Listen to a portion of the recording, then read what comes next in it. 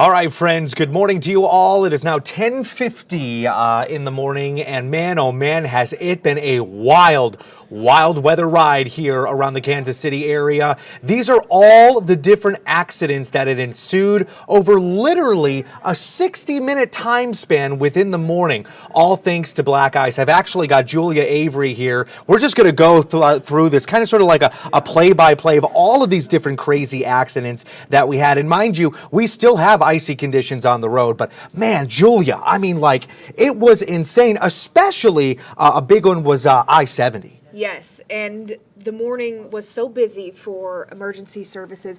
I want to point out this bottom left, where they had just zoomed in and they came back out. So all of this is between about 5:30 in the morning and 6:30 in the morning, so right during that morning rush. And that happened just before that time frame in the morning rush, and both lanes of 70 there at 23rd Street ended up being partially closed because multiple cars spun out there. We actually then ended up sending Joe Hennessy, our reporter, out there. Right.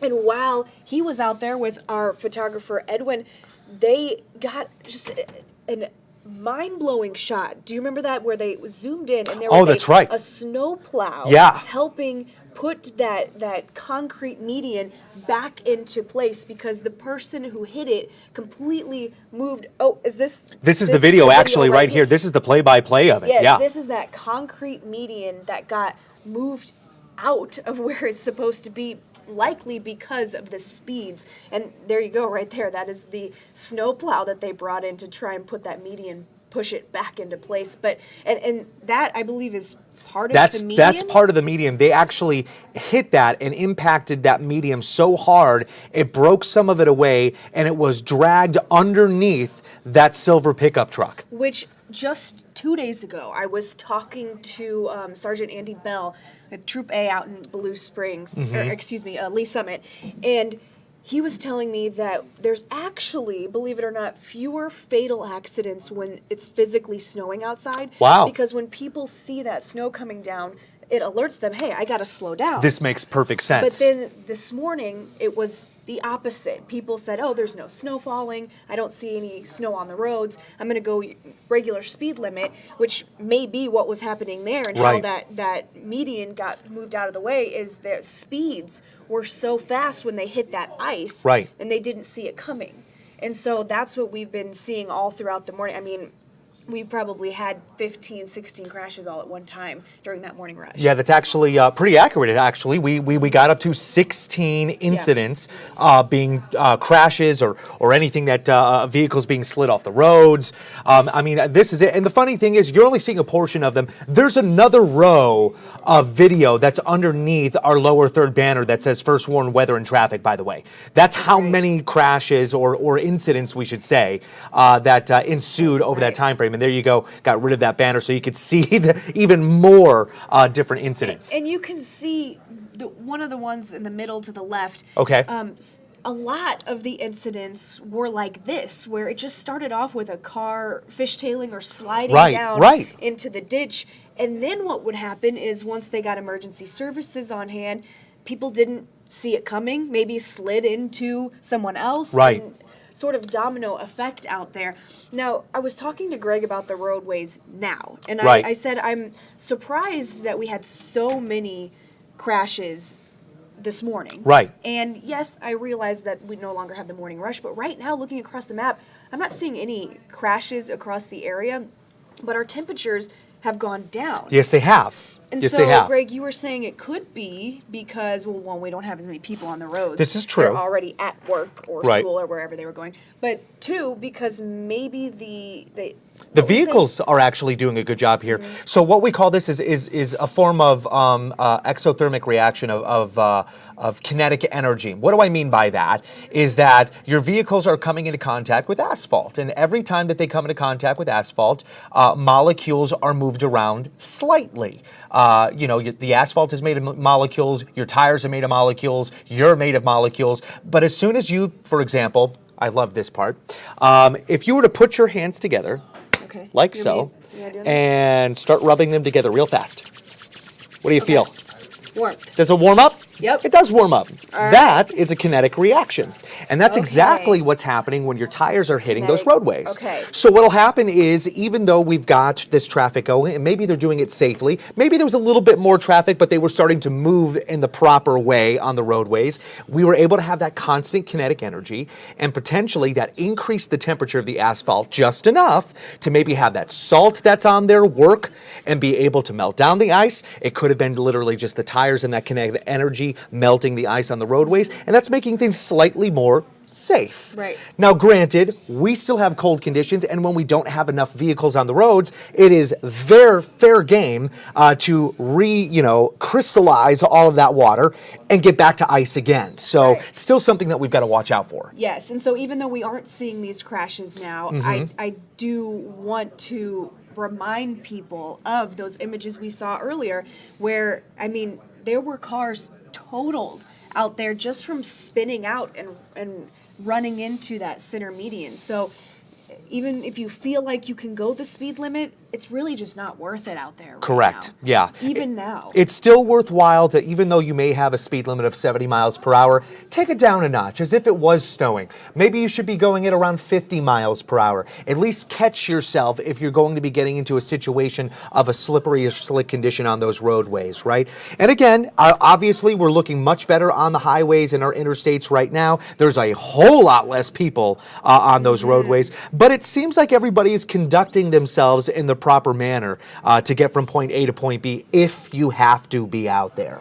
Now, I am going to pull up this right here. Oh, well, I'm going to pull up another Let's do that. live camera. Sometimes we got the camera, sometimes we don't. Right. There we go. So this is near the Truman Sports Complex. Okay. And we just finished up our morning meeting at 10 o'clock, and it was fascinating to me to really get a grasp on what's going to happen tomorrow. Yeah. Because it could be a very dangerous situation there at that game. Oh, yeah, 100%. 100%. By the way, this is what Arrowhead looks like right now. And, man, I mean, hey, that's a pretty looking stadium right now. But is that snow? Yeah, we've got some flurry action actually happening out there. Not only that, but we do have gusts up to 35 miles per hour. It's a cold one out there. So what you said that really stuck with me the most Right. is any exposed skin tomorrow. Yes. For 15 minutes, if it's exposed for 15 minutes, Yes. could start to get frostbite. Yes, 100%. So that means even if you almost have to wear a ski mask if you don't want to have to get out of your seat every 15 minutes. That's to correct. Go warm up. Yes, So that's a real thing. Everything must be covered. Yes, yeah, well, 100% here. Listen, friends, I'm going to give you the forecast. We're just going to show you the forecast for Arrowhead, and then we're going to get back to this frostbite scenario and why we're saying, hey, this is dangerous, this is serious, and you need to take this seriously. I'm just going to go straight to the forecast. Boom. There it is. I mean, we're talking about -1 at the kickoff. That's not your wind chill. That is the actual air temperature out the door. Halftime -2, fourth quarter -4. But your wind chill values, your feel like temperatures are right next to them. They're a little tiny. But the first one says -22. Halftime's -25. Wind chill for the fourth quarter, -26 degrees. And that's where we get to the point of potentially 15 minutes of exposed skin to -26 wind chill. That'll get you into the signs of frostbite. I'm going to bring us back out here to you and I, Julia. But the fact of the matter is, what is the first signs of frostbite? That's the big question here.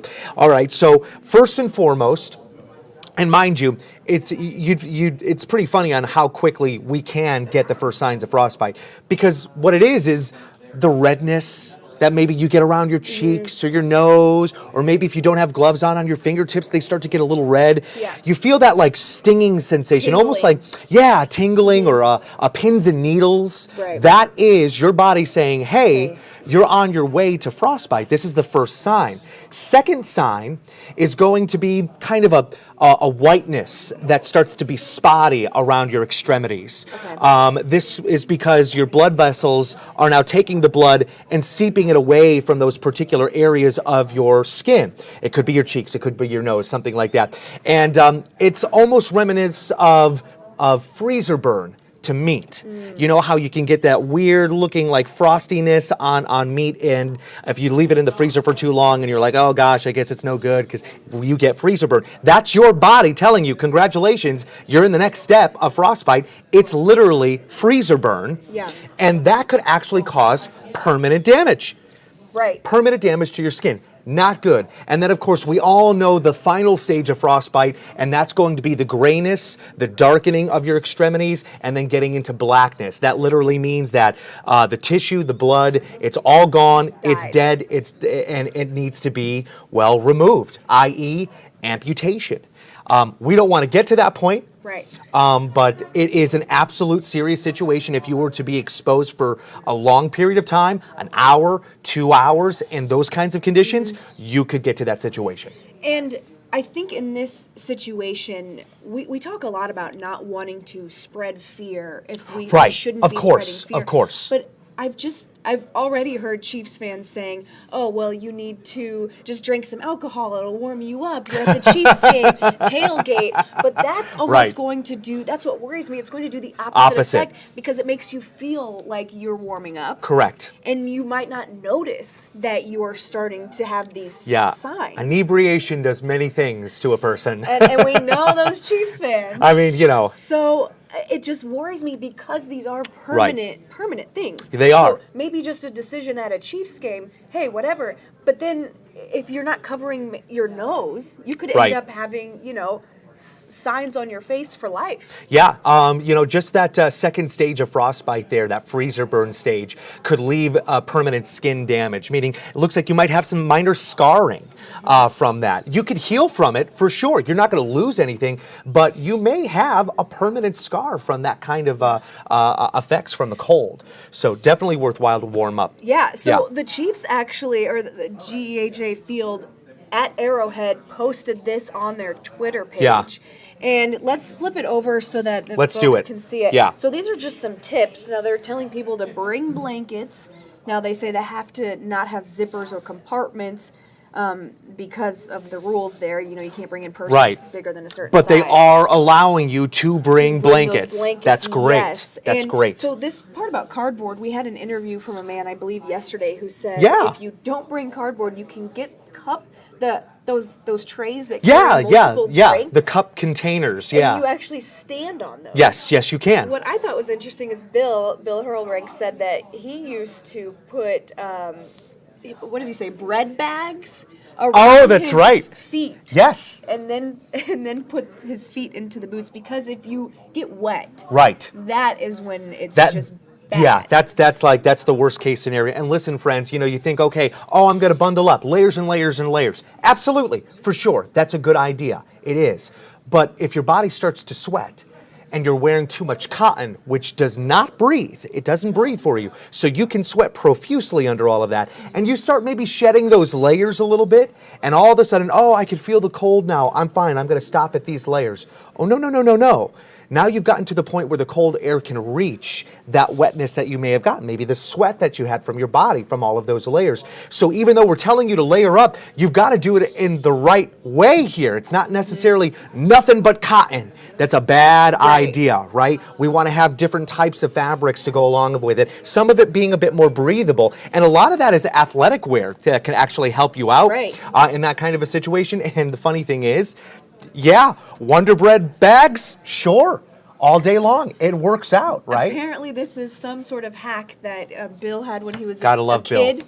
Man, oh man. But back to what the Chiefs are saying. Yes. I think this is interesting that they are saying you can bring things that actually heat up with battery packs, but they have to be able to be disconnected when you're walking through security. That's fine. That's fine. Yeah, so we're talking like those heated vests or jackets. They come with their own little battery packs sometimes and their own chargers. Yes, those are allowed because of this particular situation. And I think that's really smart of them, especially adding down here that they will have clothing available to buy, cold weather clothing. Of course they will. To buy. Of course they will. No guarantee on the price for that one. True story. Okay, and then this is the other thing. They're talking about staying hydrated. And yes. You can now bring in one sealed bottle of water.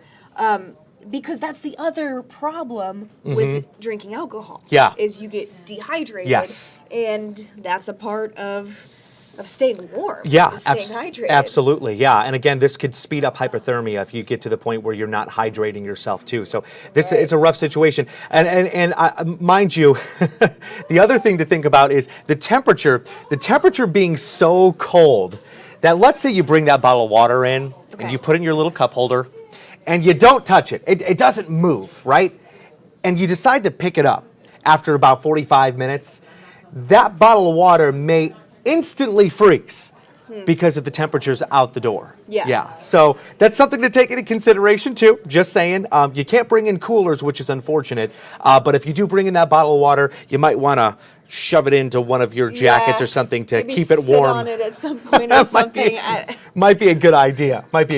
All right, so let's see. We've been curious in the morning meeting. We were talking how many people we think will actually go out. That's a true and story. brave this. I know. They call it the loudest stadium in the NFL, but I'm curious what tomorrow's going to look like. It might be, you're going to hear that in the stadium. And I'm also curious if any Dolphins fans are going to brave that's the it ticket. And come out. That's the ticket here because, remember, we've been talking about this all morning long, the fact that the Dolphins just seem to lose every time they hit temperatures below 40 degrees.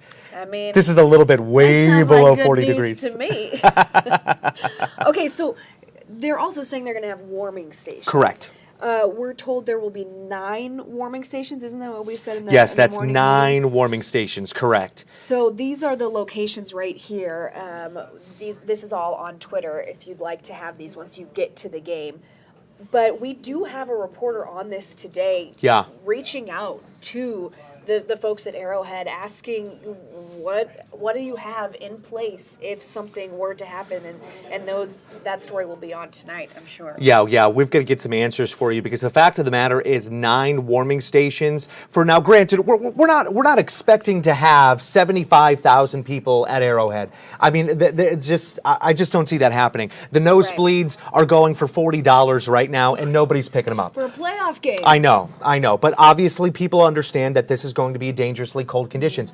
Now, with that being said, I don't believe there's going to be 75,000 people there, but do I believe there's going to be 30,000 people there? Sure, absolutely. Now, is 9 warming stations enough for 30,000 people?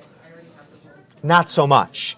So yeah, there are other things that we've got to think about here, and KCTV5 is putting their heads on this, going, what else is going to be there for these people? What happens if somebody does get frostbite, like truly gets frostbite, and they're in a dangerous situation? Right. What is Arrowhead going to do? What do they have in place for things like that? And what if 40 people get frostbite and they all need to be treated at the same time? Exactly. So we are asking those questions today.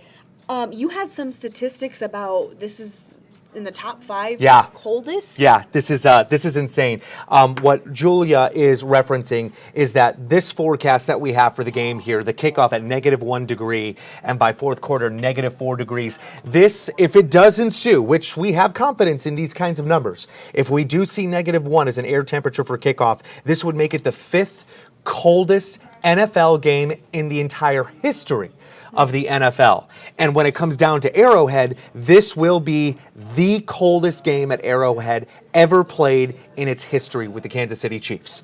I mean, that is something to drive home here, friends. That's something that hopefully that drives home with you if you're going to the game and you're thinking, yeah, Julia, Greg, all right, we get it. Listen, we've had cold here. We can handle this. We're going to be awesome out there. I don't disagree with you. I think that you guys are going to be rock stars out there, and you're going to show up, and we're going to cheer on our Kansas City Chiefs, and we're going to bring home another W. But the fact of the matter is, this is still dangerous stuff, and we just want to make sure that you're ready for it and that you're going to be safe about it. And I think this is the kind of stuff you prepare for if you're going to Lambeau, in Wisconsin. Exactly. Not necessarily if you're coming to Arrowhead, which, like you said, we've had those cold conditions here in Kansas before, absolutely. But there's a difference between walking out to your car and standing it for several hours watching the game, and not necessarily, yes, you're jumping up and down, but I don't think that's enough to keep you from getting. It's the frostbite to me that worries me the most. Is a serious concern. Is not knowing that's what's happening. Maybe because you've been drinking. Yeah. But one more thing here that Arrowhead is putting together. Have put together for us. This is drink a warm beverage. Yes. They're saying that hot chocolate will be available to purchase at all the Chiefs bars and tailgater, and fans who pledge to be a designated driver at one of the Fans First booths will receive a coupon for a complimentary Look at that hot chocolate. So y'all, we need to get all of our safe drivers there that are going to stay sober. Y'all are getting free hot chocolate on the stadium. Love that. Yes. Love that. Now, granted, it's being sold at the bars. So you can put a little hair of the dog in there if you really wanted to. I'm sure you can. If you really want to, but make sure that you're also paying attention to your fingers and your nose. Yes, absolutely. I predict it's going to be the noses that have the hardest time. I think so too. Everyone thinks to wear gloves. Yeah. But no one necessarily thinks to wear a full ski mask. Agreed, yeah. I mean, and another kind of hack here, friends, and that's the other thing. I'm just not sure. I don't think they're going to allow it in. But you know what? Hopefully we can get some answers. KCTV5 should be able to answer this for us with GHA Field. Are you allowed to bring in a container of Vaseline? I know it's weird, but it works 100%. It is literally almost like wearing a raincoat or leather jacket to stop the cold air from protruding onto your face, or your fingertips in that. But coating yourself in Vaseline does help out. Specifically, you use it for your face, usually for the cheeks, for the nose, for the lips, and around the jawbone. That really helps to insulate you from the extreme cold. But you also want to wrap up at the same time. But Vaseline does help. I'm just not sure 100% if that's going to be something that's allowed inside the stadium. So that's something that we'll have to check in with. I do know some pharmacies and places sell the mini travel kinds. Right, yeah. So I would think, I can't imagine they'd stop you from bringing that stuff in. I would hope so, but it is a wonderful idea, and it truly works. This is something that has been constantly been used in the military, and they use it all the time off around Anchorage, Alaska as well. It is a constant tool. It's a useful tool to be used when it comes down to these kind of cold conditions. But I do have something I have to mention. I was actually able to get on the phone with the headquarters of the Miami Dolphins radio station this morning. Okay. They wanted to know how bad it was really going to be. Ooh. And the first thing out of their mouths was they immediately started arguing with me, saying, Greg, I just don't understand. The fact of the matter is they should just cancel the game and move it to Miami-Dade, right? We're looking at a high of 72 degrees. I know. And I said, you know what? It's time for a little bit of humble pie. Mm-hmm. Dolphins, your porpoises need to freeze up a little bit. That's all I'm saying. Time to see what you're actually made of. Yeah, that's a true story. Now, granted, there is a Kansas City Chief on that team. There is.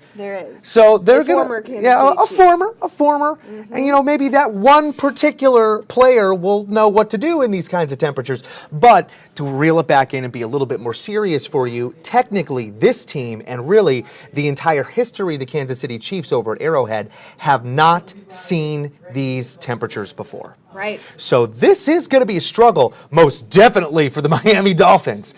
But I do believe this could be a struggle for even our team. I agree. And those tickets have gotten down to $46. Is that where we're at right now? For some seats. Good Lord. So, I mean, for a playoff game, that's I would bet the lowest that we've ever had tickets for a playoff game. So listen, we're on Facebook right now. Obviously, that's where you're seeing us, and we have got some people chiming in here. I think we should just read a couple of them. You just read some off these, like this one right here. Jamie says no game is worth that. Nope. Sorry, not going to do it. Not a part of it. Yeah, I'm with you. I'm not going to lie. I did technically come from Central Florida, not South Florida. Okay, but my blood is not that thick. I don't think I could handle that negative 25 degrees out the door. Absolutely not. Yeah, let's see what else do we got here. See, Anna Wong says so cold and that freezing emoji face. Yeah, that's about right. That's what it would look like if I was going to be out there. I saw one earlier. I'm not sure where it went now, but I saw a comment that said, "This game will feel really nice from my couch." And I very much agree with that one. Yeah, I do agree. love the Chiefs, and that is a great price for tickets, especially for a playoff game. I get it. I get it. I just don't know if I could do it. Yeah, no thanks. I mean, it would have to be probably the Super Bowl for me to get out there. I think if it's the Super Bowl and I can get a $45 ticket, right. I think I would do it. Right. I think I would do it for sure. I'm with you on that. Hey, listen, we are, like I said, on social media. You can always drop us a line on our Facebook page. Give us a little bit of a comment. Give us a little bit of a shout out. If you've got any questions, comments, concerns, you know where to go. You can head over there. We've got that live feed and start putting in your comments there. That way we can read them. We could say something to you. We could say hi to you. And if you do have any serious, questions, we're here to answer those for you. That's what KCTV5 is all about. That's what we are. Yeah, and truly, even they've tagged at the top our personal professional Facebook pages. If there's any time that you want to reach out, I'm not saying if we're in the show, I might not see it. Greg might True not story. See Yeah, it, yeah. When we're in the zone, I try to answer any questions that come in to my Facebook page about the roads or about weather. Yeah, absolutely. And in fact, we just had another comment come in here. Let's see. Yeah, from Angela. Angela already mentioning we've got snow here in Waverly. Yeah, it's still snowing, friends. We still have snow shower activity that's out there for us. I'm going to see if I can actually bring up our live power Doppler radar system and bring in, it's going to take a quick second. There we go. Yeah, look at that. I mean, granted, we're getting a lot of feedback off of our actual radar system closer to around Lee Summit, but anything that's out towards Liberty there, Lawson, eastern side of town, we're getting flurry action out there, friends. And elsewhere across the metro, you may be seeing the flakes fly, maybe around Bonner Springs, OP, Parkville. That's not necessarily falling out of the sky, more so that it's being kicked up because of the wind and kind of floating all around. So just a heads up there, we still have a lot of snow flurry action happening. We are still under a winter weather advisory at least until lunchtime today. So we do have a few new comments. Andrew says he does have the gear to stay warm, so he's down for a cold weather game. Okay. So I'm curious, Andrew, what kind of gear you have. Yeah, share with us. Comment and share with us. But I've done a lot of reporting out in the cold the last few years, and I've had the best luck with actually, unfortunately, having to spend the money. Yeah, I mean, that's what it is. You go to REI, you go to Cabela's, and you have to get, that stuff that is created for people who are hiking in the snow and things like that.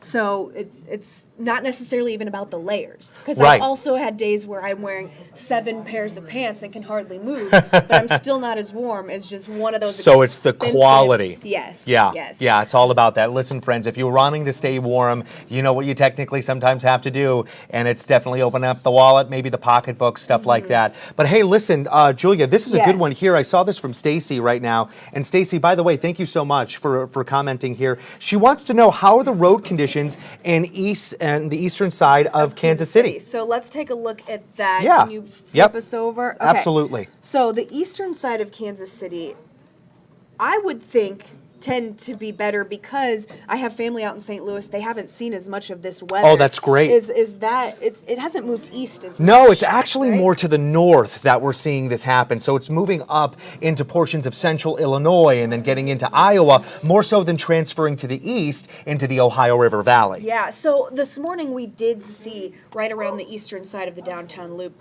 quite a bit of issues right there on 70. But if you go even more east into Grain Valley, this area, this is the furthest camera we have. You got a little ice on the camera there. Ice on the camera. Yeah, so for it is cold. There is ice. The roadways look like they're okay, but again, that's been the problem all morning. Is that people see this and they think, oh, looks are deceiving. Yes, and you can even see some flurry action. Yeah, there's a little flurry action out there. Yeah. Actually, yes, there is. Yeah, you can see those little specks here and there. Now, listen, friends, again, you're looking at I-70 right now around Grain Valley, and not a lot of cars. We don't have a lot of cars on the road, and we appreciate that. We want to see that. We don't want you on the roadways because of these conditions, but it seems like as you do hit the roads and we're seeing the kind of traffic moving forward here, it doesn't seem like they're going maybe at speed. It could be a little bit slower, which is the wise thing to do. That's a smart idea as we move forward for the rest of the day today. I would not drive at speed, meaning 70 miles an hour. I would hold off on that. More of a 50 to 55 miles per hour is going to do you some good. It'll still get you where you need to go quickly enough, but it'll also keep you a little bit more on the safer side, because if you do hit the ice, you're going to be able to react much quicker than you would if you were going at 70 miles an hour. Yes, absolutely. And I would also like to remind everyone that even after we are done here, you can find a lot of this information on our website. Yes. We have the, I believe, the weather radars. Yeah, we do. We have the weather radar there, KCTV5.com for sure. We also have an incredible weather app that you should get, and it's free, FYI. That has all the tools you need to track the storm system activity. And of course, if you want those live updates when it comes down to your roadways, if you want those live updates when it comes down to school closures, you know where to go with that, and that's most definitely our social media or KCTV5.com. This is it right here. Yep, and we even have that when we first got on live, I was telling you about that traffic closure that we had on 70 near Paseo, headed into the downtown loop. It was pretty bad out there this morning. We have all the details on that, all of your traffic maps and everything right here, how MoDOT is learning from Tuesday's winter weather. A lot of good resources there. It's fantastic. It really is. All right, friends, we're going to leave you with a live look over at Arrowhead Stadium. The tents are up. It's gray. It's cold. It's only getting colder out there. Bundle up, layer up. Listen, if we have any new updates, you know where to go. KCTV5, we've got your back. We'll be doing live streams. We'll be live on air in literally a half hour. And of course, we'll also be on our social media.